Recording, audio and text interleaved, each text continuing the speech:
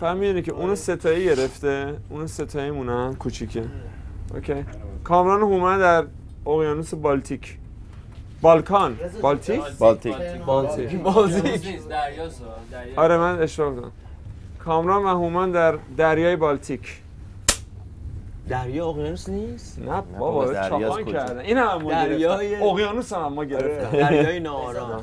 فکر کن. ولی من چیزی بگم بدون شوخی، من و هومن کلا اصلا زمانی که بیشتر میشینیم، زمانی که یا میخوایم بنویسیم یا غذایی بخوریم یا تلویزیون، همش راه میریم. یا تلویزیون. برای همین معروفیم که همش راه میریم. تیک عصبی نداریم. نه عصبی نیستم. اکسایتد میشیم، هیجان زده میشیم. راه میریم. اینجا شما چه صدا برداری میکردین؟ بچه‌ها میومدن بغل میکردن ما چیزی گرفتین اینجا کادو مادویی؟ بله هدیه بهمون میدن، یادگاری میدن. کاش که منم میدن. شما میتونید ساعت رو من هدیه خواهش حتما. اینو نمیتونم بگم، خودش یادگاریه ولی برای لنگه الماس واقعیه؟ نه میتونه نباشه. میتونه نباشه. میتونه نباشه. خدا کنه باشه، گفتن هست. نه این چیه؟ خیلی لطف. یادگاری دیگه است، گردنبنده. این ستا یعنی چی؟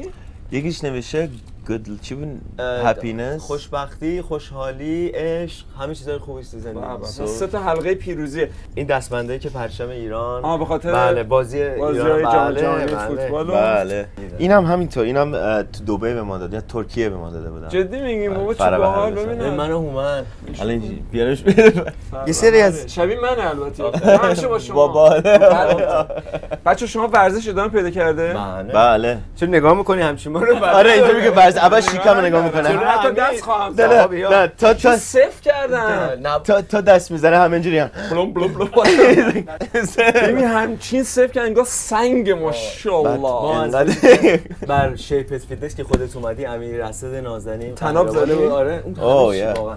و حالا عکس‌ها و فیلماش هم اگه داشته باشیم حتما دوستانم داشته باشیم. نبودم مایو میپریم تو آب. آره دیگه با کشتی. خلاص موسه نباشه.